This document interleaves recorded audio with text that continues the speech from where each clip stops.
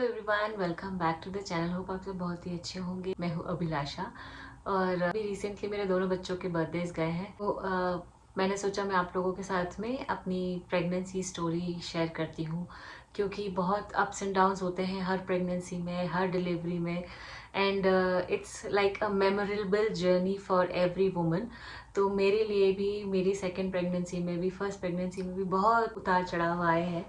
तो मैंने सोचा मैं आप लोगों के साथ में शेयर करती हूँ, क्योंकि किसी ने, जब मैंने यशु के बर्थ के ही पिक्चर्स, फोटोज़, वीडियोस अब आप लोगों के साथ में शेयर किए थे, तो किसी ने कहा था अपनी स्टोरी बताना कि कैसा रहा। और एक्चुअली है ना, बहुत सारी लेडीज़ एक दूसरे से कनेक्ट भी कर पाती हैं इस टॉपिक पर। आई एम श्योर आप लोग भी कनेक्ट कर पाएंगे। तो after the first one is born, second baby चाहिए नहीं चाहिए, ये एक बहुत बड़ा सवाल होता है। और इसके लिए ना बहुत सारे लोग सोचते हैं, हमने भी बहुत सोचा इस बारे में जब भी वी वर प्लानिंग। तो ऐसा हुआ कि इनिशियली तो हमने सोचा था कि अनय ही काफ़ी हमारे लिए।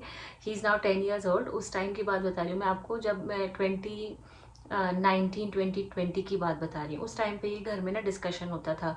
जैसे स्पेशली मेरी मम्मी बोलती थी कि अगर बेटा तुम लोग को सोचना है अगर सेकंड बच्चे के बारे में, तो इट्स बेटर कि जल्दी ही सोचो, बहुत ज़्यादा लेट मत करो, क्योंकि जितना लेट, जितनी ज़्यादा एज, उतने ज़्यादा कॉम्प्लिकेशंस होते हैं। तो बात भी बिल्कुल सही थी उनकी। तो इनिशियली तो मैं खुद ही रेडी नहीं थी, क्योंकि बहुत बड़ा डिसीजन है यार, physically, mentally, financially. And also आपके अंदर इतनी है ना एनर्जी होनी चाहिए कि आप दो बच्चों को मैनेज कर सको। तो मेंटली प्रिपेयर होने में थोड़ा सा टाइम लगता है। तो फिर ऐसा हुआ कि उस टाइम पे हम लोगों ने तो डिसाइड कर लिया था कि नहीं, अनय इज सफिशिएंट है ना, हमारी फैमिली कंप्लीट है।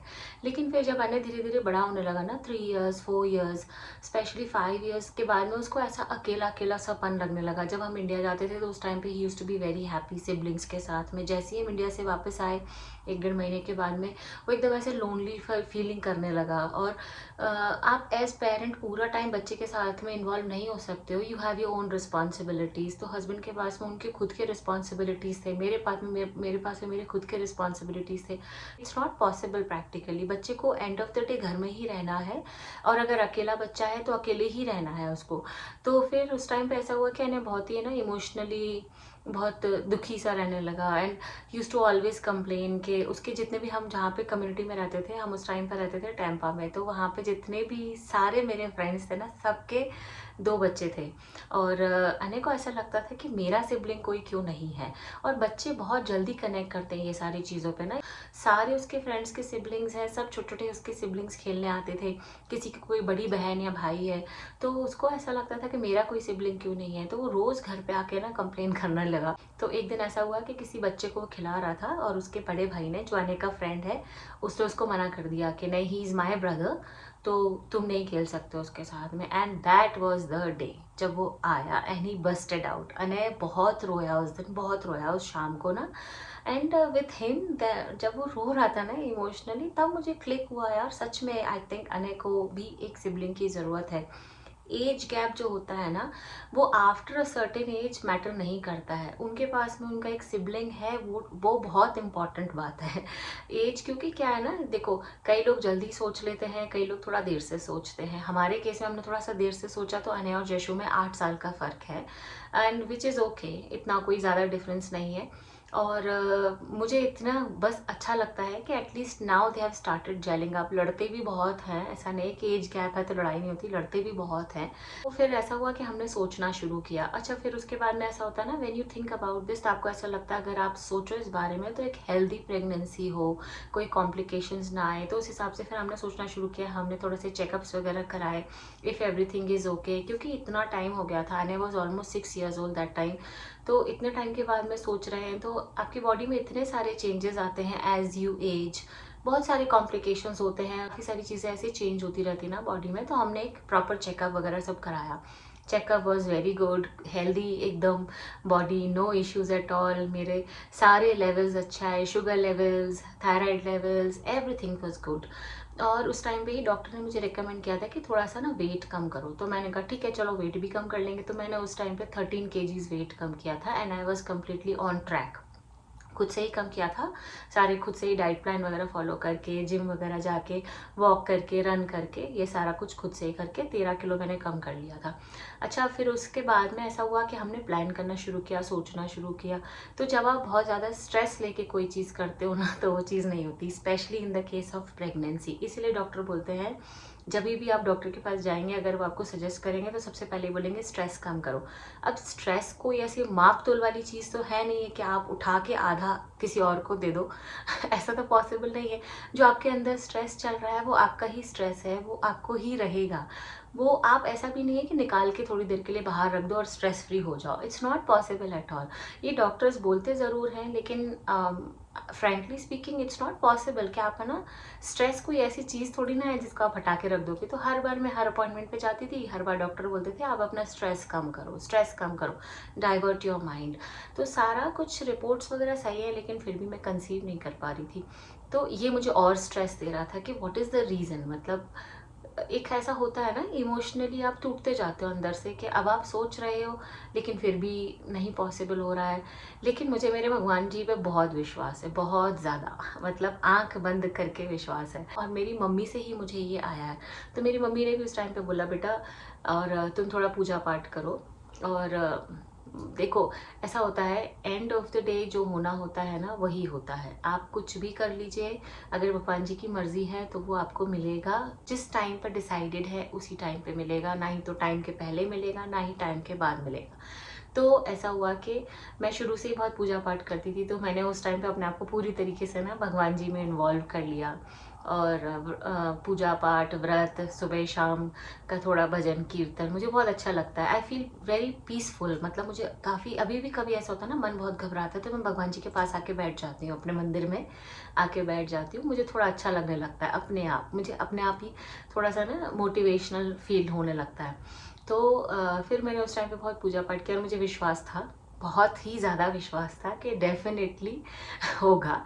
टाइम लग रहा है, but yes, I will be a second time mom. और फिर ऐसा हुआ कि हम रैंडमली चेक कराने के लिए गए, क्योंकि मेरे तो उस टाइम पे ऐसा होता था कि मेरे जो मंथली साइकिल थी वो हमेशा अप एंड डाउन होती थी, बहुत ज़्यादा।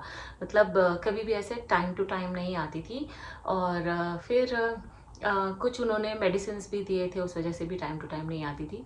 तो फिर उस टाइम पे ऐसा हुआ कि मेरा स्किप हो गया and I didn't even realise. और मैं जब गई चेकअप कराने के लिए तो उन्होंने बोला कि there is a good news. तभी मतलब मेरे पैरों के नीचे से ना ज़मीन खिसक गई, लग रहा था, समझ।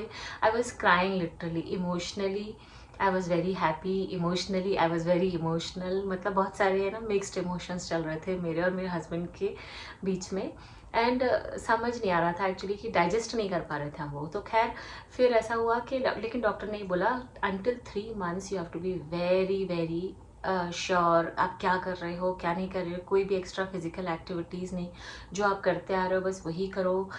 कोई ऊपर नीचे ऐसा जल्दी जल्दी भागम भाग वाला कोई भी काम नहीं। और मैं ड्राइव करती थी तो उन्होंने ड्राइविंग के लिए भी बोला था कि initially no sudden brakes, nothing. तो स्पेशली फॉर 1.5 2 मंथ्स तो उन्होंने ऐसा बोला ही था। तो जैसे ही कंफर्म हुआ तो फिर उन्होंने बोला कि just take proper, no bed rest but take proper care of yourself. तो मैं बहुत ही ज़्यादा पर्टिकुलर हो गई। उन्होंने मुझे झुकने के लिए बिल्कुल मना कर दिया था ना, ध्यान देने लगी ना बहुत ज़्यादा। और बहुत सारा अच्छे से ना प्रोटीन वगैरह, प्रोटीन रिच डाइट और ये सब कुछ खाने के लिए बोला। अब इनिशियल डेज ऑफ प्रेगनेंसी में तो वैसे ही कुछ खाने का मन नहीं करता था, तो मुझे बहुत ज़्यादा नौशिया फील होता था, बहुत ज़्यादा वॉमिट होती थी। और फर्स्ट प्रेगनेंसी में भी सेम ही होता था, सेकेंड प्रेगनेंसी में भी सेम हुआ। और मुझे ना थोड़ा सा हेड स्पिनिंग टाइप का होता था। तो ये सारी चीज़ें मैं डॉक्टर को टाइमली बताती रहती थी। And she used to say it's okay, it's part of the pregnancy, तो no problem, you are a second time mom, तो यू नो ये सब होता ही है एंड ऑल दैट। पर ऐसा कुछ दवाइयाँ वगैरह कुछ नहीं दी।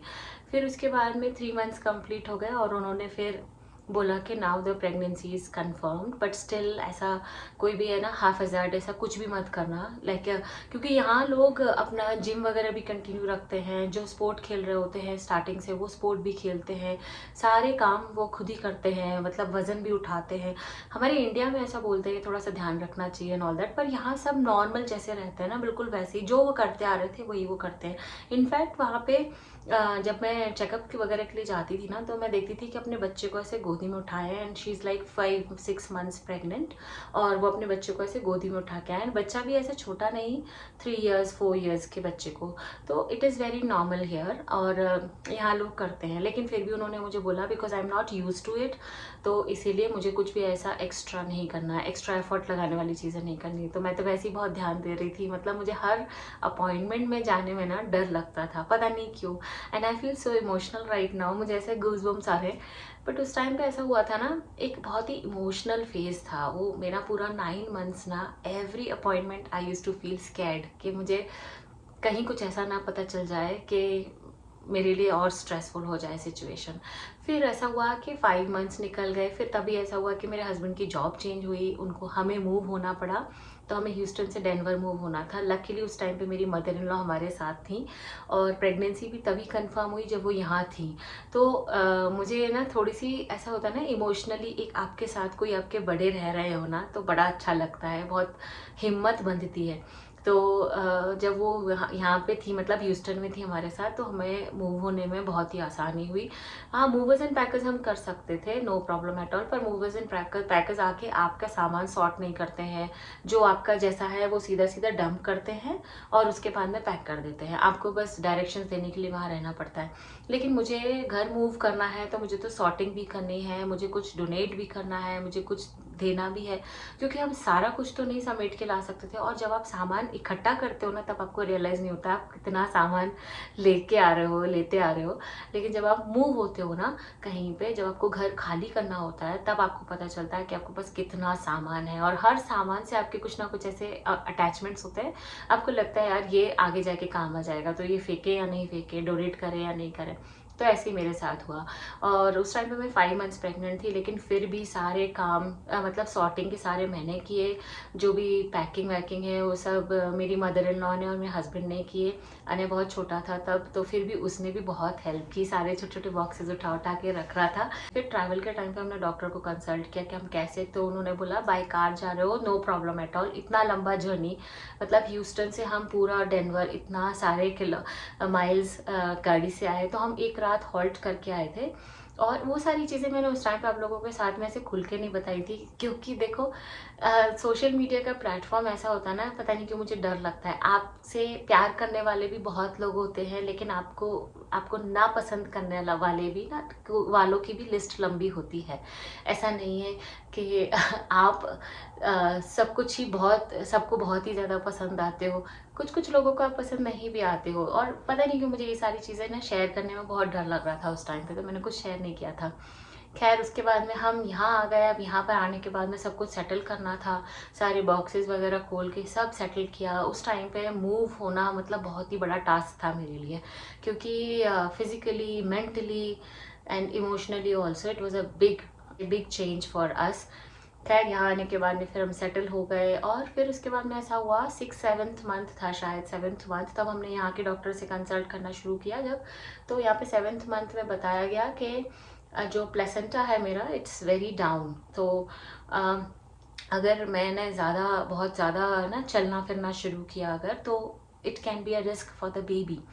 तो अभी ये बात सुन के तो मतलब मैं आई स्टार्टेड क्राइंग, मैं मतलब लिटरली बर्स्ट हो गई, क्योंकि इतना एक मतलब ऐसे फूक फूक के कदम रखने वाली बात होती है प्रेगनेंसी ना, कुछ भी ऐसा ऊपर नीचे ना हो जाए, because you have a life inside you and if you are not able to take care of that life, तो आपके लिए एक बहुत बड़ा चैलेंज हो जाता है। तो मेरे लिए यही हो रहा था, तो मुझे टेंशन हो रही थी बहुत। फिर मैं रेगुलर अपॉइंटमेंट पे जब भी जाती थी ना, मैं हमेशा एक अपने साथ में स्ट्रेस का ऐसा पिटारा लेके जाती थी, ऐसे स्ट्रेस का इतना बड़ा झोला लेके जाती थी कि कहीं कुछ हो ना जाए, कहीं कुछ हो ना जाए। सारे रिपोर्ट्स वगैरह सब जो चेक हो जाते थे, डॉक्टर बोलती थी एवरीथिंग लुक्स गुड, तब मुझे थोड़ा सा ना सांस में सांस आती थी। लेकिन फिर ऐसा हुआ कि जब 7th मंथ में उन्होंने बताया ना प्लेसेंटा बहुत नीचे है, you have to be very particular और थोड़ा बेड रेस्ट करो, तो फिर मैंने 1.5 से 2 हफ्ते बिल्कुल बेड रेस्ट किया। उस टाइम पे मेरी मदर इन लॉ ऑलरेडी जा चुकी थी वापस इंडिया, तो हस्बैंड ने ही सब मैनेज किया। उन्होंने बोला ज़्यादा सीढ़ियाँ मत चढ़ो, तो मैं नीचे से सब ऐसे नॉक कर कर के उनको, मैं सुबह एक ही बार नीचे आती थी और बार बार इसी घर में थे हम, तो मैं एक बार नीचे जाती थी सुबह और फिर सीधा रात को ऊपर आती थी, क्योंकि मुझे सीढ़ियाँ चढ़ने में भी डर लगता था। फिर उसके बाद में ऐसा हुआ कि 9th मंथ में डॉक्टर ने बोला कि वाटर लेवल थोड़ा ज़्यादा है। वो सेम मेरा फर्स्ट प्रेगनेंसी में भी हुआ था। खैर वो सब कुछ हुआ। फिर जिस दिन मैं जा रही थी ना टू डिलीवर द बेबी यानी जयशु उस रात को पूरी रात भर मुझे नींद नहीं आई और डॉक्टर ने बोला कि आपको बिल्कुल आराम से रेस्ट करके आना है। और मुझे उसी रात को पूरी रात भर नींद नहीं आ रही स्ट्रेस की वजह से। और तो मुझे पता था कि क्या होने वाला है, मतलब सी सेक्शन ही होगा, ये सब के लिए मैं ऑलरेडी प्रिपेयर्ड थी, मैं और मेरे हस्बैंड। लेकिन फिर भी एक डर होता है मन में ना कि कुछ इफ्स एंड बट्स ना हो जाए थ्रू आउट द डिलीवरी, कुछ और कॉम्प्लिकेशंस ना हो जाए, जब बेबी बाहर आए तो कुछ और कॉम्प्लिकेशंस ना हो जाए। सब कुछ बहुत डर था, बहुत ज़्यादा, आई कांट एक्सप्लेन, लेकिन बहुत डर, स्ट्रेस और बहुत ज़्यादा डर था। तो हमने अनय को अपने फ्रेंड के यहाँ ड्रॉप किया था। उस टाइम पे 3 दिन के लिए अनय वहाँ रहा था। तो मुझे एक चिंता ये भी हो रही थी कि अनय वहाँ अकेला है, फर्स्ट टाइम अकेला रहा। अकेला मतलब कि मेरी फ्रेंड है, उनके हस्बैंड है, उनका बेटा है। उस टाइम पे अनय था 8 इयर्स और उनका बेटा 6 इयर्स, तो ऑलमोस्ट सेम ही एज। तो ही वॉज एन्जॉइंग, बट लेकिन एक होता ना माँ पापा से दूर, तो फर्स्ट टाइम वो रहा, तो उसके लिए भी बहुत स्ट्रेसफुल सिचुएशन थी। वो बोल नहीं रहा था, he is not very outspoken in all these things. वो अपनी फीलिंग सिर्फ हम लोगों से ही शेयर करता है। तो वहाँ वो काम एंड क्वाइट रहा। लेकिन मैं जब भी फ़ोन पर बात कर रही थी तो आई यूज़ टू फील कि उसके फेस से पता चलता था कि वो किसी भी वक्त रोने वाला है, बस ऐसा था। खैर फिर उसके बाद में जयशु हुई एंड फिर मेरे स्टिचेस में प्रॉब्लम आ गई। तो मतलब आई वुड से पूरी प्रेगनेंसी में ऐसे ऊपर नीचे चलता रहा। और प्रेगनेंसी के बाद में भी काफ़ी टाइम लगा मुझे हील होने में, but by the grace of God, thank you भगवान जी, सब कुछ बहुत स्ट्रेसफुल था लेकिन अच्छे से हो गया। तो मुझे बहुत रिलैक्स फील होता है और उस टाइम का टाइम मैं याद करती हूँ ना तो बड़ा स्ट्रेस अभी भी होता है। खैर यही थी मेरी प्रेगनेंसी की कहानी। अभी जैसे 2 इयर्स की हो गई है एंड आप लोग अपने ऐसी ब्लेसिंग्स मेरे दोनों बच्चों के साथ में शेयर करते रहना। एंड आई विश कि जो लोग भी अभी प्लान कर रहे हैं, जो लोग भी सोच रहे हैं टू बिकम अ पेरेंट या सेकेंड टाइम पेरेंट, उन सब की विशेस पूरी हो। एंड भगवान जी हम सबको ऐसी ब्लेस्ड रखें और हमारे बच्चे हमेशा हेल्दी रहें। तो thank you so much for watching and I hope आपने कुछ कनेक्ट किया होगा। Please drop a heart for me in the comment section. Bye bye.